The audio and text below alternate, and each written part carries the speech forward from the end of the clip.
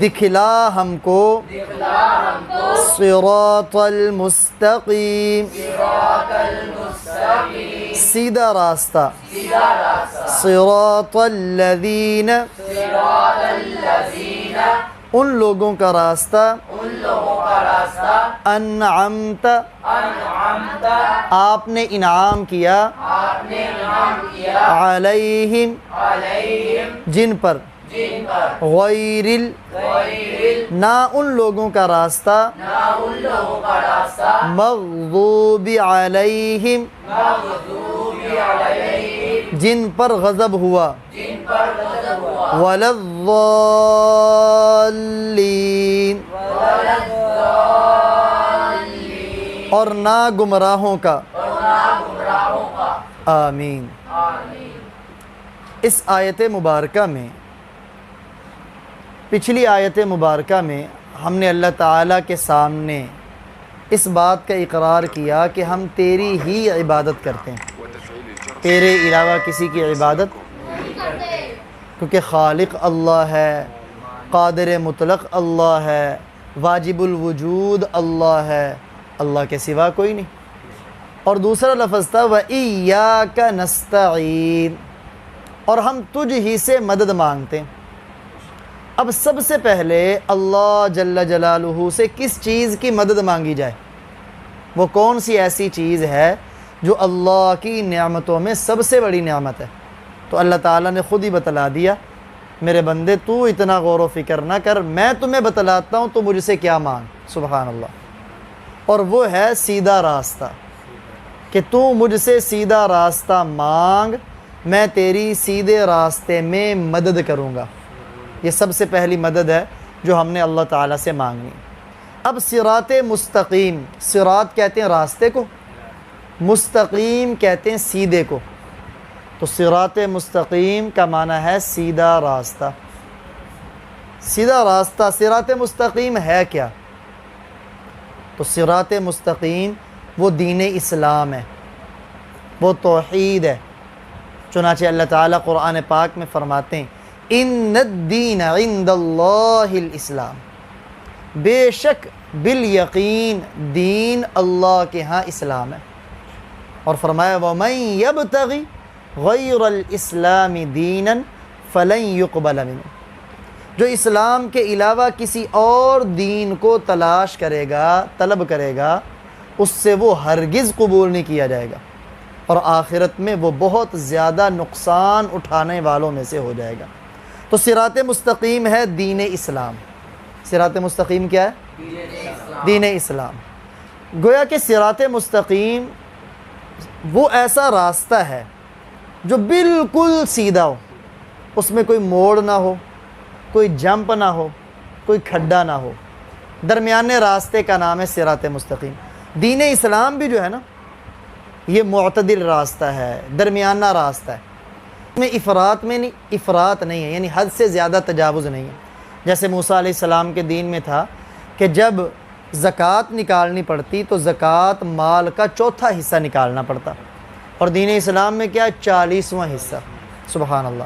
موسیٰ علیہ السلام کے دین میں تھا کہ کپڑوں کو نجاست لگ جاتی نا، ہم تو دھوتے ہیں نا تو پاک ہو جاتا ہے، وہاں پاک کرنے کے لیے کاٹنا پڑتا تھا۔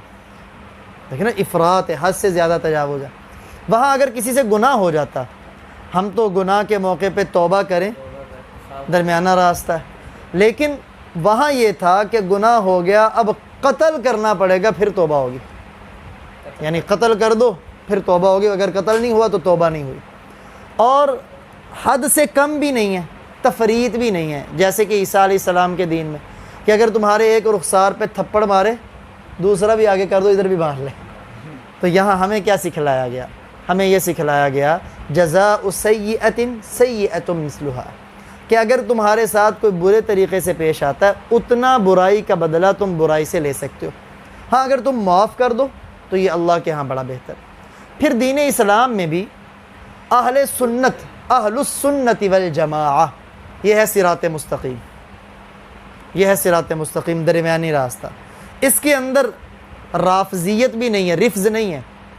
یہ جو رافضی ہے نا، یہ انہوں نے سیدنا علی رضی اللہ تعالیٰ عنہ کو اتنا مقام دیا کہ اللہ تک پہنچا دیا، اللہ تک پہنچا دیا۔ یہ ہے حد سے بڑھنا، اور حد سے گرنا بھی نہیں، جیسے کہ خارجیوں کے اندر ہے کہ انہوں نے اہل بیت سے اتنا بغض کیا کہ ان کو ایمان سے نکال دیا۔ ہم اہل السنت والجماعہ اہل بیت کو بھی مانتے ہیں، لیکن اہل بیت مانتے ہیں، خدا نہیں مانتے، اور ہم باقی صحابہ کرام کو بھی مانتے ہیں، ان کو ایمان سے نکالتے۔ ہدایت کے نا دو طریقے ہیں، کسی کی رہنمائی کرنے کے کتنے طریقے؟ دو طریقے۔ ان میں سے ایک طریقہ ہے کہ کسی کو جب راستہ معلوم نہیں ہے نا تو آپ اسے راستہ دکھلا دیں، اسے عربی میں کہتے ہیں اراءۃ الطریق، راستہ دکھلا دینا۔ جیسے ہم نے قرآن شروع کیا ہے نا، شروع کرتے ہی قرآن ہمیں راستہ دکھلا رہا ہے، بھی یہ حرام ہے اس سے بچ جاؤ، یہ ضروری ہے اسے کر لو۔ تو قرآن سب سے بڑی کتاب ہے جو مسلمانوں کو راستہ دکھلاتی ہے۔ ہدایت کا دوسرا طریقہ ہے منزل مقصود تک پہنچانا، جسے عربی میں کہتے ہیں ایصال الی المطلوب، ایصال الی کسی نے آپ سے راستہ پوچھا تو آپ نے اس کا ہاتھ پکڑا، جہاں اس نے جانا تھا وہاں اس کو چھوڑ دیا، تو یہ ہے اس کو توڑ پہنچا دیا، ایصال الی المطلوب۔ انبیاء علیہم الصلوات والتسلیمات جو دنیا میں تشریف لائے، ان کا کام تھا انسانیت کو سیدھا راستہ دکھانا۔ کسی نبی کے اختیار میں نہیں تھا کسی کو سیدھے راستے پہ لانا، یہ اللہ کے اختیار میں ہے۔ یہ کس کے اختیار میں؟ چنانچہ اللہ قرآن میں فرماتے انک لا تہدی من احببت، جسے آپ چاہیں اسے آپ سیدھے راستے پہ نہیں لا سکتے، ولیکن اللہ یہدی من یشاء، لیکن اللہ جسے چاہتا ہے اسے سیدھے راستے پہ لے آتا ہے۔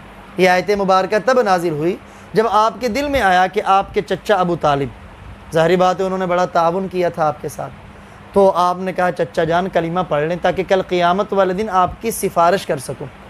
تو انہوں نے کلمہ نہیں پڑھا تھا مرتے دم تک، تو آپ بڑے غمگین ہوئے۔ اس موقع پر اللہ نے قرآن کی یہ آیت اتاری کہ اے پیارے حبیب، کسی کو ہدایت پر لے آنا یہ آپ کے اختیار میں، اللہ نے نہیں چاہا تو ہدایت نہیں ملی۔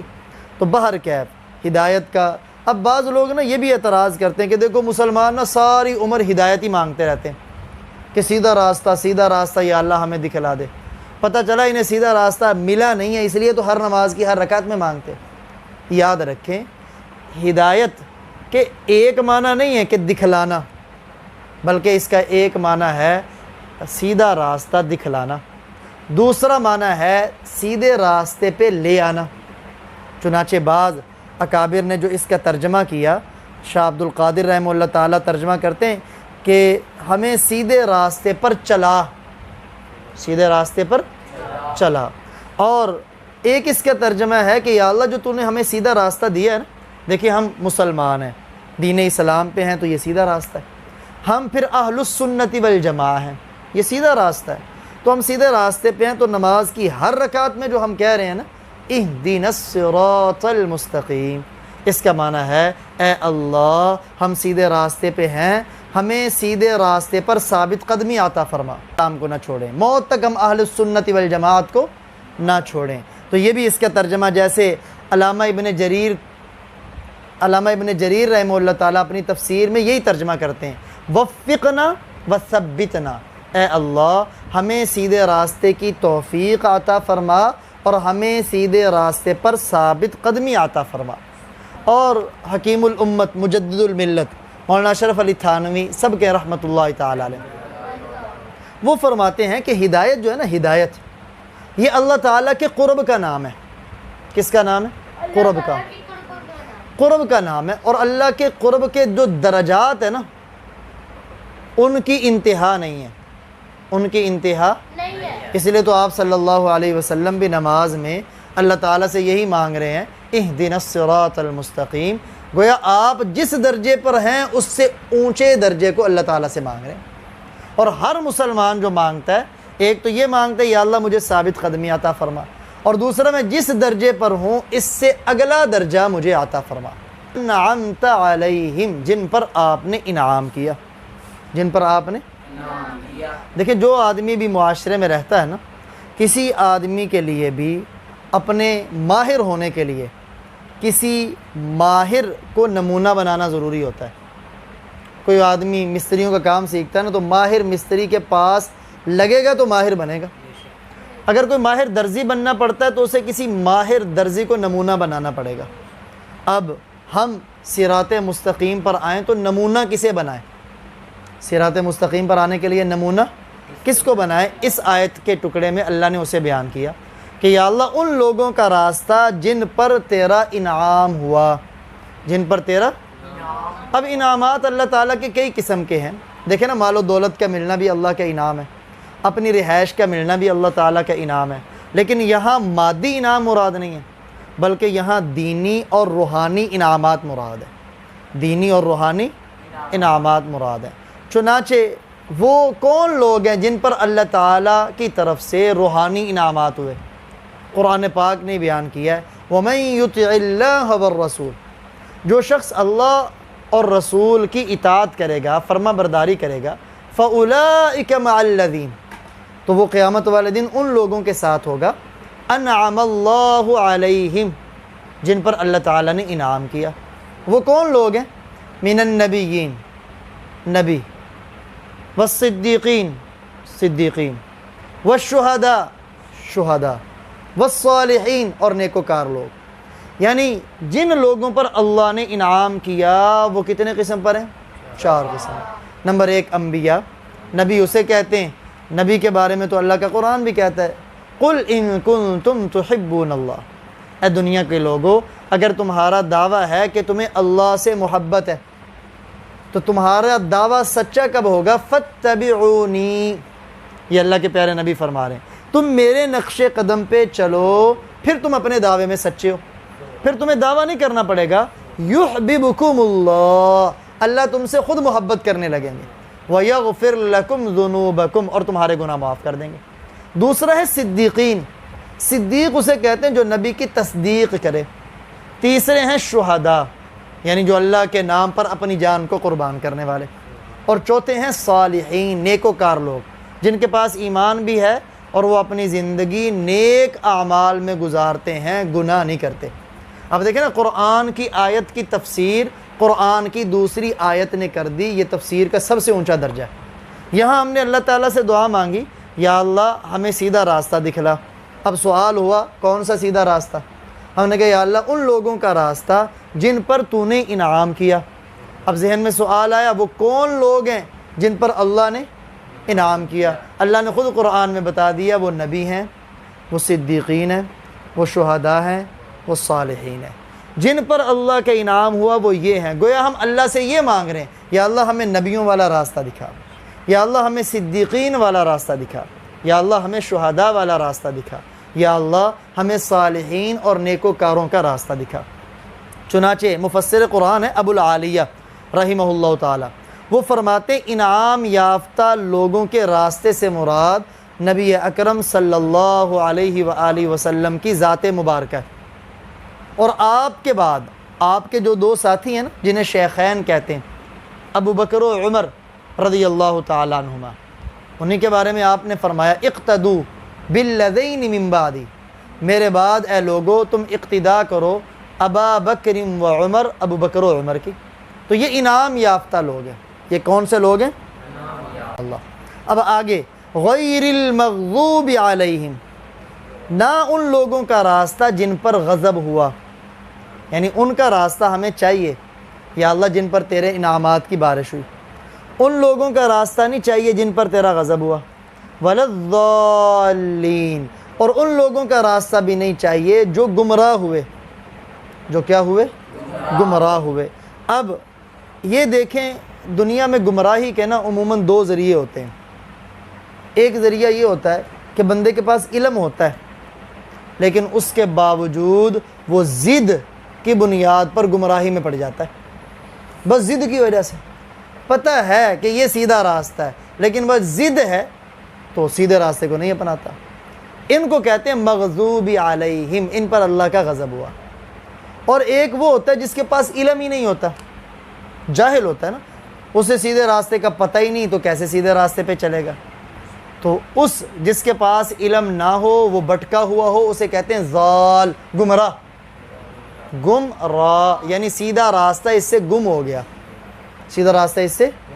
چنانچہ حدیث مبارکہ میں ہے کہ غیر المغضوب علیہم سے مراد ہے یہودی، جن پر اللہ کا غضب ہوا وہ کون لوگ ہیں؟ یہودی لوگ ہیں، کیونکہ ان کے پاس علم تھا، انہوں نے تورات میں پیارے نبی صلی اللہ علیہ وسلم کی صفات اور نشانیاں پڑھی تھیں، اس لیے تو اللہ کا قرآن کہتا ہے یعرفونہ کما یعرفون ابناءہم، وہ پیارے نبی کو یوں پہچانتے تھے جیسے وہ اپنے بیٹوں کو پہچانتے تھے۔ یہودیوں کے علماء میں نا عبداللہ بن سلام رضی اللہ تعالیٰ عنہ صحابی رسول ہیں، بہت بڑے یہودیوں کے عالم تھے۔ ان سے کسی نے پوچھا کہ اللہ کا قرآن کہہ رہا ہے کہ تمہیں پیارے نبی کی پہچان ایسے ہے جیسے اپنے بیٹوں کی، کیا یہ بات ٹھیک ہے؟ تو انہوں نے کہا کہ ہمیں اپنے بیٹے کے سگا بیٹا ہونے میں تو شک ہو سکتا ہے کہ ہو سکتا ہے ہماری بیوی نے خیانت کی ہو، لیکن تورات میں پیارے نبی کی اتنی نشانیاں ہیں، آپ کے سچا نبی ہونے پر ہمیں شک نہیں ہو سکتا۔ یعنی اتنا علم تھا، لیکن پھر بھی ضد کی انہوں نے اور آپ پر ایمان نہیں لے کے آئے، اس لیے ان پر اللہ کا غضب ہوا۔ جب حق بات کا پتہ چل جائے نا، دیکھیں ہم قرآن پڑھ رہے ہیں، قرآن حق ہے کہ نہیں؟ اب ہمیں پتہ چل گیا قرآن حق ہے، اس کا سیکھنا ضروری ہے، ہم لگ پڑے۔ اب اگر ہم چھوڑتے ہیں نا، حق جاننے کے باوجود سیکھنے والی کسی چیز کو چھوڑنا، یہ بہت بڑی دوری کی، دین سے دوری والی بات ہے اور اللہ کی ناراضگی والی بات ہے۔ حق جانتے ہوئے حق کو نہ لینا، اس پر اللہ کا غضب ہوتا ہے۔ اور جس کے پاس علم ہی نہیں، جس کے پاس علم ہی نہیں، اور وہ اب کہتے ہیں نا جی جنہوں نے پڑھا ہے ان سے زیادہ سخت حساب و کتاب ہوگا، اس واسطے سے پڑھ دے ہی نہیں۔ یاد رکھیں جہالت اللہ کی بارگاہ میں عذر نہیں ہے۔ تو کل قیامت والے دن کو کہے جی مجھے تو پتہ ہی نہیں تھا، حکم ہوگا تجھے سیکھنا چاہیے تھا، کیا زبان نہیں دی تھی، کان نہیں دیے تھے، آنکھیں نہیں دی تھی، سارا کچھ تجھے ملا تھا۔ اولم نعمرکم ما یتذکر فیہ من تذکر، کہ تمہیں اتنی عمر نہیں دی تھی جس میں اگر تم نصیحت حاصل کرنا چاہتے تو نصیحت حاصل کر سکتے تھے، لیکن تم نے جان بوجھ کے نصیحت حاصل نہیں کی۔